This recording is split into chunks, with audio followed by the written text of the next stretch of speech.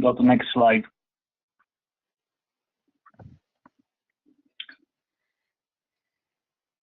Okay. I'm not sure if you've seen the picture looks awfully big. All right. So as I said before, some of the links lead to PDF leads to links that will lead you to additional information regarding the presentation. So who goes to Poland? Last year, USA Today made a list of 25 most visited countries around the world, and Poland found itself on the number 19. It was preceded by Saudi Arabia at number 18 and Canada at 17, and was followed by South Korea at 20 and Netherlands at 21. According to Polish Ministry of Sports and Tourism, in 2017, Poland was visited by a record-breaking 18.3 million tourists from around the world, and that makes 4.5% increase from 2016. A total of 624,000 US visitors entered Poland, out of which 495,000 were there for travel-related stays. So I think the numbers are pretty good, considering that when I started working for the office in 2000, the arrival of US citizens to Poland were around 280,000. So the jump within all that period is actually, I think, pretty significant. Can I have the next slide, please?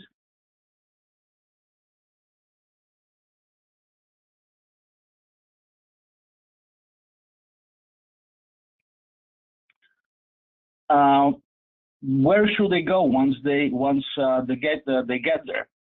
So, and why people do travel to Poland? Personally, I believe that the trend of travel just moves east, and frequent travelers have already major European tourism powerhouses, and now they are simply looking for a new destination. But let's hear what other people have to say. So, for example, Booking.com, which is one of the world's leading digital travel platforms, listed Poland as number 3 most welcoming destination on earth in 2019. And mind you, according to their customer reviews, in that ranking, Austria made number 1, and Czech Republic was actually at number 2. Trafalgar's travel experts list Poland as number 1 for the hottest non-nation destination to visit in 2019. And they call Poland a vibrant European country, still retaining its fascinating heritage. They suggest visiting Poznan for a display of mechanical fighting goats above the clock on the town hall tower, or Toruń for its gingerbread making traditions. Contributors at Forbes created a list of 19 best places to travel in 2019, and Poland made it. According to them, Poland has a lot of youthful energy. Warsaw is the place to be for culture, arts, and elegant new luxury hotels like Raffles Europejski. Other cities like Szczecin and Katowice are also emerging as places worth visiting. And finally, because Rick Steves is talking about it. A couple of months back, Rick Steves wrote an article about the steady improvement in Eastern Europe's sightseeing scene, and how is that an exciting news for travelers. Rick writes about Krakow and its youthful energy and old world feel, and how the city is often referred as to the next Prague. Next slide, please.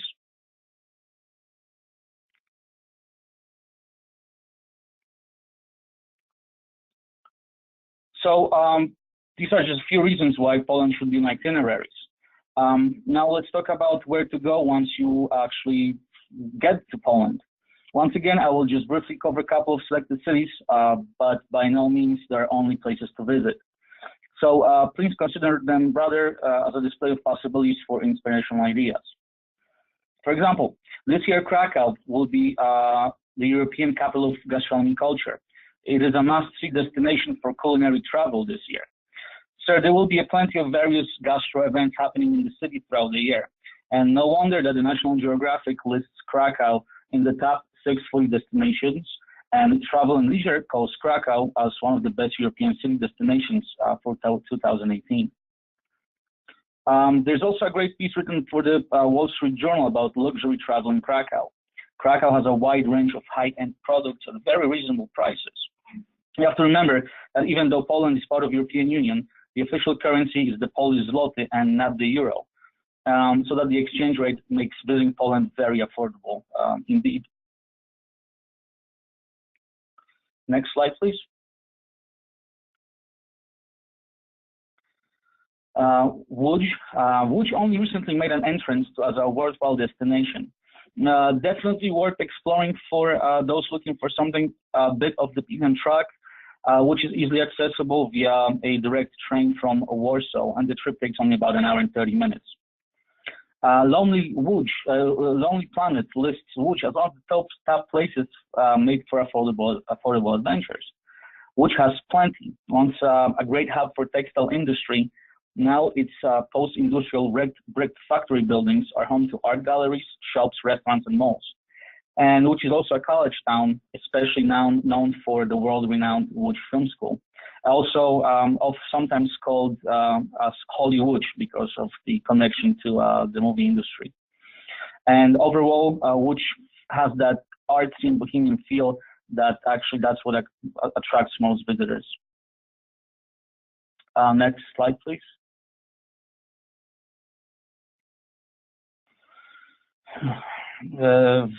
Wrocław. Wrocław was voted as the best European destination of 2018 by European Best Destinations, an organization developed to promote culture and tourism to Europe. This amazing city, sometimes called the Polish Venice, is surrounded with water canals, 12 smaller islands, and 120 connecting bridges. Wrocław's signature are small dwarf statues that dot the city. Locating all 350 of these unique dwarfs is a prize-worthy challenge. Wrocław has been recognized for its cultural achievements in 2016 when it was elected as the European Capital of Culture, and rightly so. CNN Travel recommends Wrocław as one of the best places, Wrocław as one of the best places in Europe to visit in 2018. Next slide, please.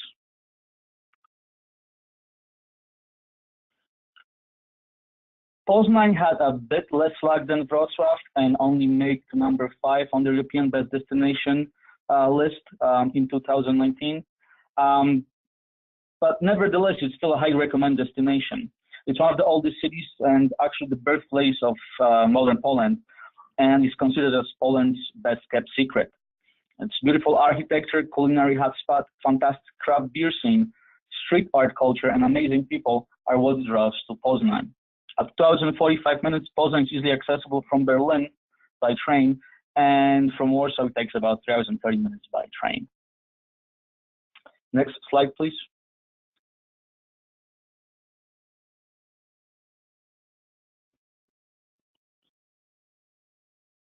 As capital of Poland, Warsaw enjoys a certain status that some of the older locations might not necessarily have. At the same time, it still remains a rather mysterious destination for many of the US travelers. And that is perhaps why the Wall Street Journal lists Warsaw as one of the 10 most intriguing travel destinations for 2019. But once you get there, Warsaw proves to be an unexpected surprise on many fronts. It's an outstanding dining destination, cultural hub, and creative space for music, especially Chopin's, and free concerts of Chopin's music and other related musical events are happening in Warsaw throughout the whole year. Next slide, please.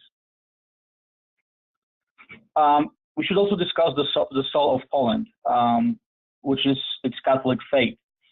In 1966, the nation of Poland adopted Christianity as its official religion.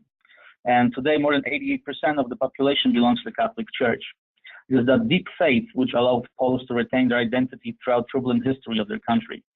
That is also why Poland is very proud to be homeland of one of the most important religious figures in Catholic Church, the Pope John Paul II. Some of the most important sites for the Catholics in Poland include the Jasna Góra Monastery. Founded in 1382, this monastery was designed to honor the Virgin Mary.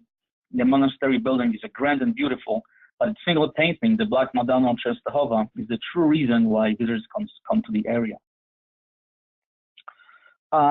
Many Catholics are eager to explore Wadowice, the birthplace of Pope John Paul II. He was born there in 1920 as Karol Wojtyła.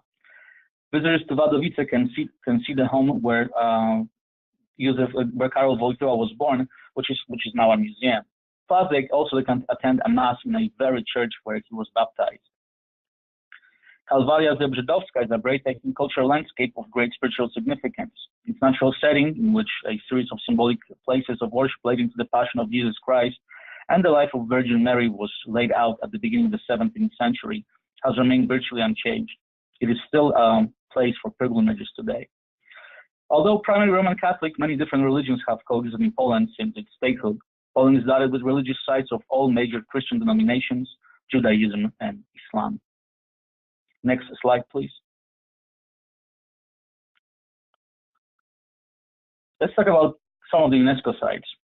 And thanks to Poland's natural beauty, history, significance, and cultural vibrancy, there are 15 different UNESCO World Heritage Sites located within the country. These are without a doubt Poland's biggest draws. While you may not be able to see each of the destinations from the UNESCO list in Poland, seeing as many as possible during your travels would be a rewarding experience, which is a good thing since an average visitor is usually able to easily visit 4 of the UNESCO sites. And generally they are historic city centers of Krakow and Warsaw, the Wieliczka salt mine, and Auschwitz Museum and Memorial. Some other additional sites include the Białowieża Forest, which is an enormous selection of land situated on the border between Poland and Belarus, and it's a home to the world's largest population of European bison. We also have the Castle of the Teutonic Order in Malbork, in the northern part of Poland, right outside of Gdańsk, which built in the early 14th century is a typical Gothic-style brick construction, and it's one of the largest brick castles in Europe, actually.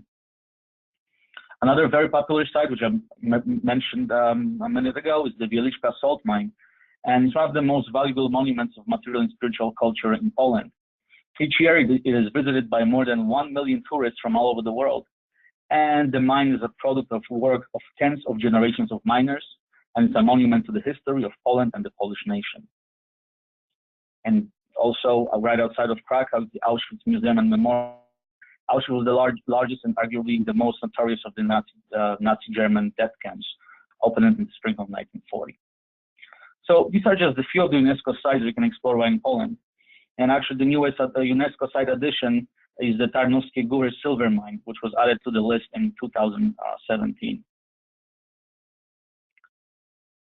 Next slide, please. This pretty much concludes the presentation.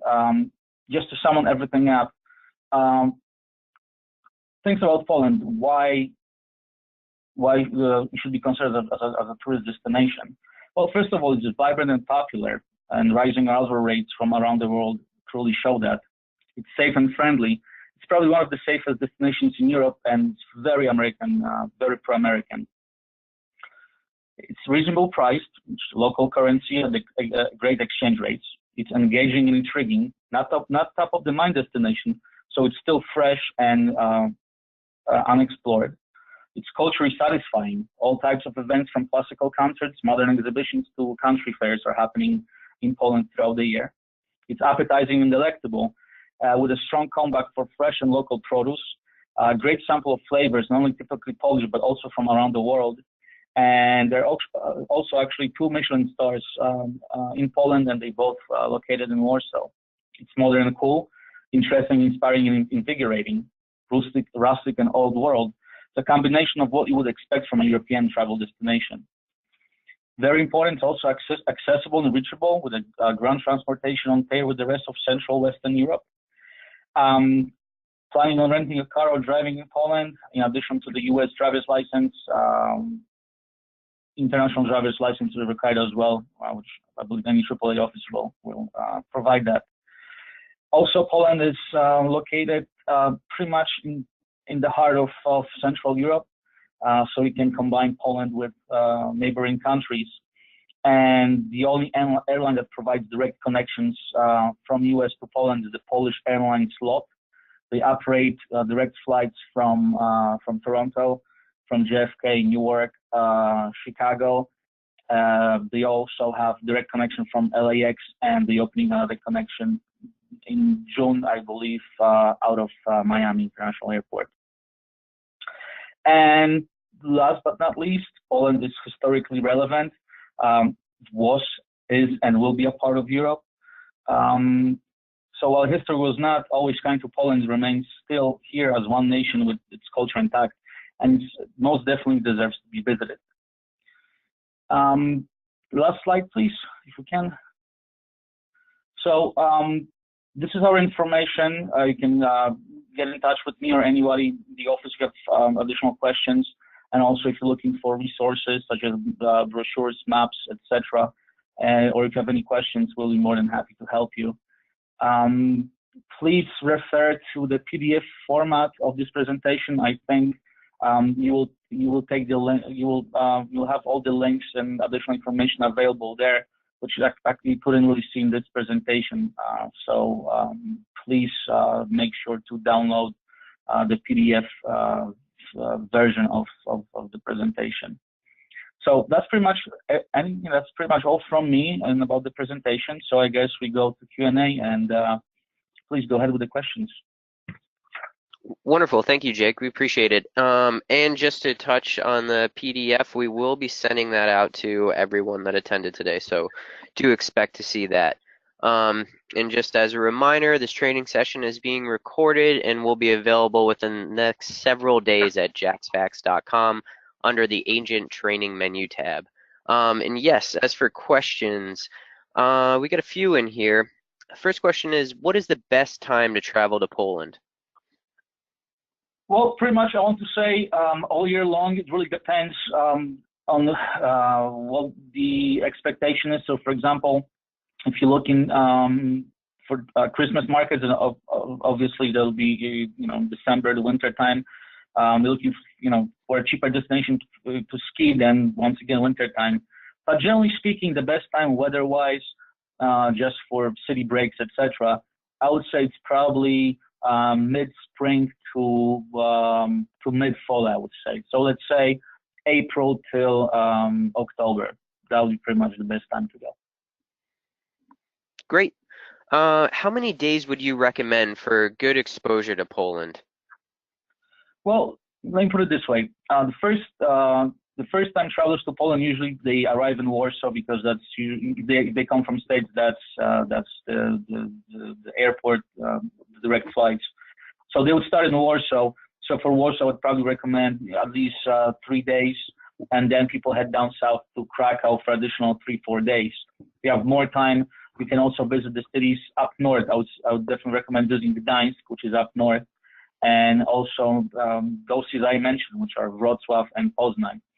So to answer the question, if you have, let's say, anywhere between around 7 days a week, then I would just pretty much do Warsaw and Krakow and the surrounding areas. If you have 10 days, I would probably also visit either Wrocław or Gdańsk up north. So, but ideally, I would say probably around 10 days would be the optimum time to get a little bit more out of Poland. Great. The next question is, and you kind of touched on this at the end of your presentation there, but would you call Poland a gastronomic destination? Oh, absolutely, especially since, as I mentioned before, Krakow, for the whole year, there will be different culinary events happening in Krakow, so that's the place to be this year. But you have to remember that there are plenty of food festivals, farmers market, which actually in Poland are called breakfast markets. And Warsaw has every Sunday they have a breakfast market, and usually they different locations in the city. But these are great to try some local food made by local farmers, local producers. So you can get anything from smoked fish to local jam or honey. Restaurants. Anything from food trucks, which are pretty big in Poland. This place in Krakow, we actually have a couple of different food trucks, and it's very popular. So you can expect anything from food trucks, cuisine from all over the world, also to local Polish traditional fare, all the way up to high-end restaurants. So absolutely, for food, highly recommend it. Yes. Great. We have one more of a comment than a question, but someone that had went on a fam trip previously recommended Michener's Poland as a good prerequisite to visiting the country. And then our last question here is there a train system, or is the train system a good way to see the country in Poland? Yes, if you're staying, if you're traveling between major cities, towns, and larger destinations, then the train is the most convenient way because it gets you right directly to the center of the city. Let's say, if you're looking to go to a smaller village, maybe looking for your genealogy, doing research on your genealogy. So sometimes going to a small village in the middle of nowhere might not be accessible by train. But generally speaking, absolutely, train is probably the best way to move about, let's say, between all the major cities of Warsaw, Krakow, Wrocław, Poznań, Gdańsk. You can make a whole grand circle of Poland just by using the train. All right. And next question is English spoken commonly in Warsaw and Krakow? Yes, English is very, very widely spoken pretty much throughout the whole country. It's true that you might not necessarily be able to hold a conversation with somebody, but definitely communication is not an issue, especially when it comes to restaurants, hotels, museums. People do speak English. So I really wouldn't worry too much about being able to communicate with people in Poland. It's not an issue in my opinion. Fantastic. Well, that looks like that will wrap it up for our questions. Thank you again, Jake, for the presentation today, and thank you all for joining us. Please watch for invitations for additional training sessions coming up. And yes, again, thank you all.